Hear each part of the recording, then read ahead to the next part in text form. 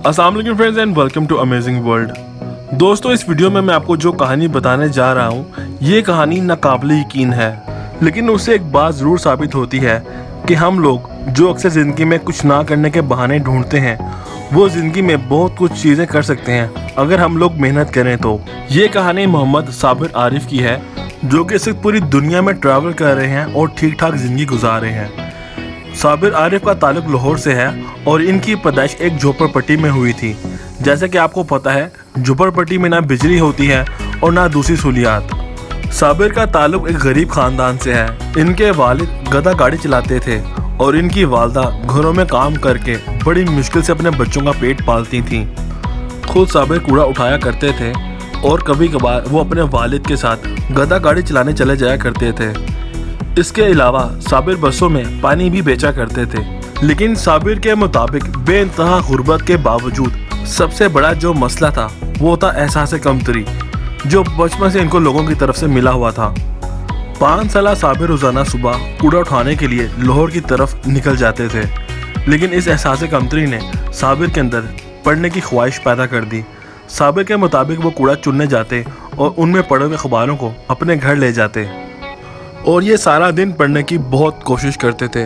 साबिर के कज़न और उनके झोंपड़पट्टी में रहने वाले उनके दोस्त इनका बहुत मजाक उड़ाते थे कि ये पागल हो चुके हैं। इनको डांट तक पड़ती थी कि ये किन कामों में अपना वक्त ज़ाया कर रहे हैं, लेकिन साबिर के दिल में अब पढ़ने लिखने की ख्वाहिश जाग गई थी और इसी ख्वाहिश ने साबिर को एक स्कूल में पहुंचा दिया।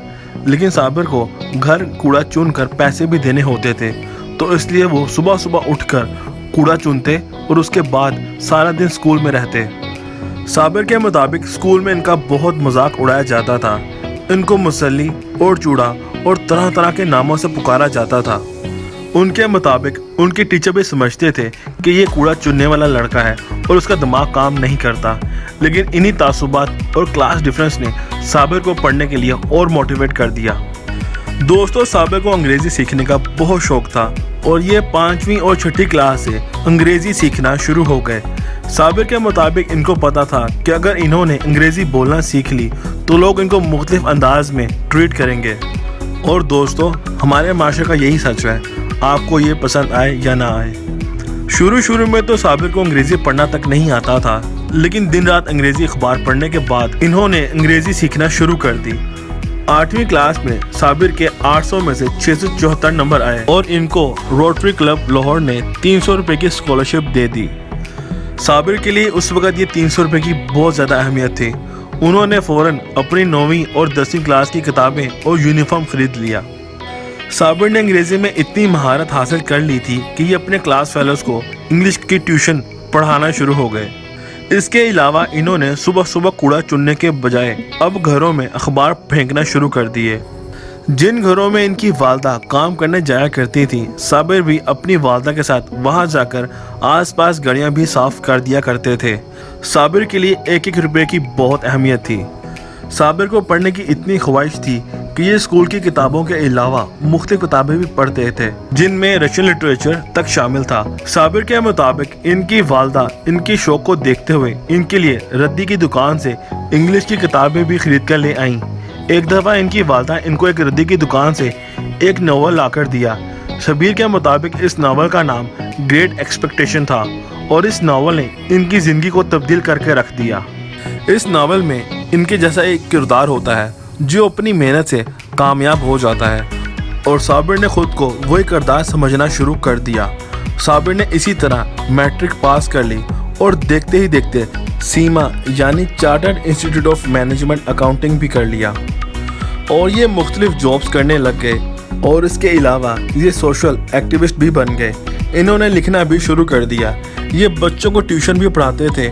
साबिर के मुताबिक इनकी प्रोफाइल ही तब्दील होकर रह गई थी।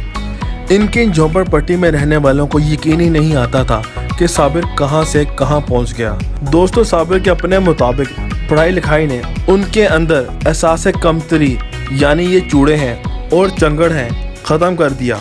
जो लोग इनको नीचा दिखाते थे, ये उनसे अब फ़ख्र से मिला करते थे।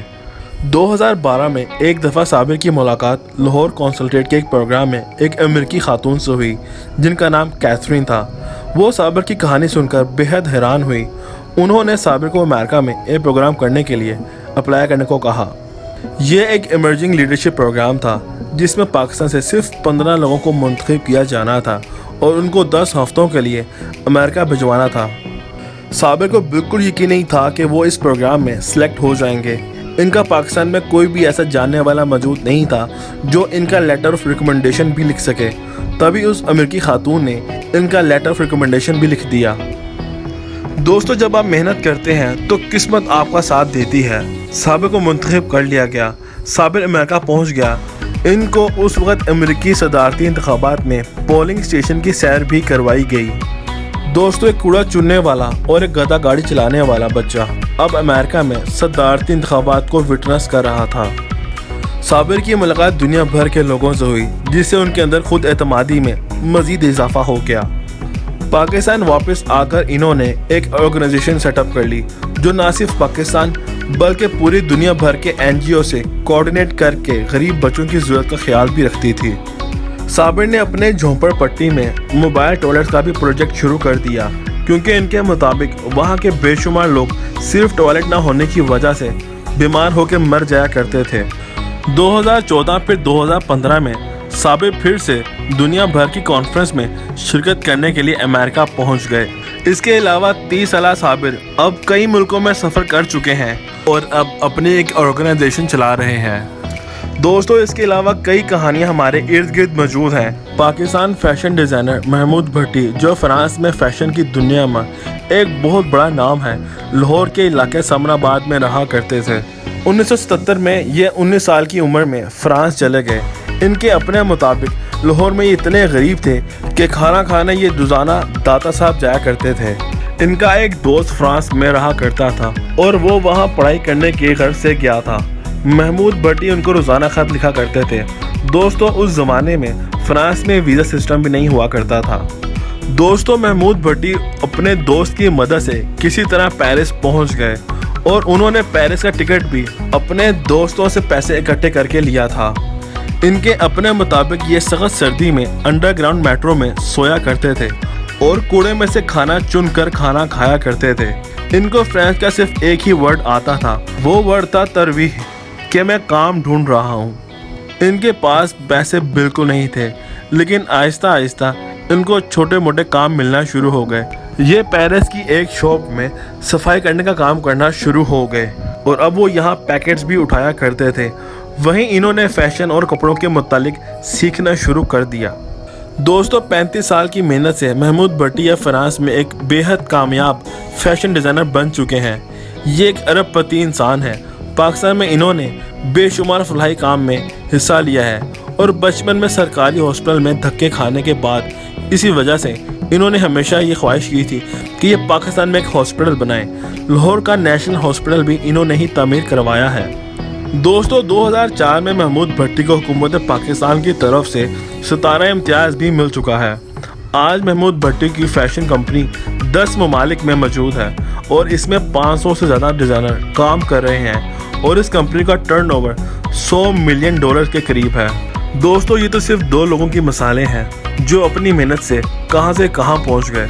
लेकिन ना सिर्फ हमारे मुल्क बल्कि पूरी दुनिया भर में आपको ऐसी बेइंतहा मिसालें मिल जाएंगी जहां मशहूर लोग एक वक्त था कि एक वक्त खुद खाने को भी तरसा करते थे, लेकिन अपनी मेहनत से वह ज़िंदगी में कामयाब हुए हैं। दोस्तों, अगर आपको ये वीडियो पसंद आई हो और इस वीडियो से आपकी मालूमात में इजाफा हुआ हो तो प्लीज़ इस चैनल अमेजिंग वर्ल्ड को सब्सक्राइब कर लें।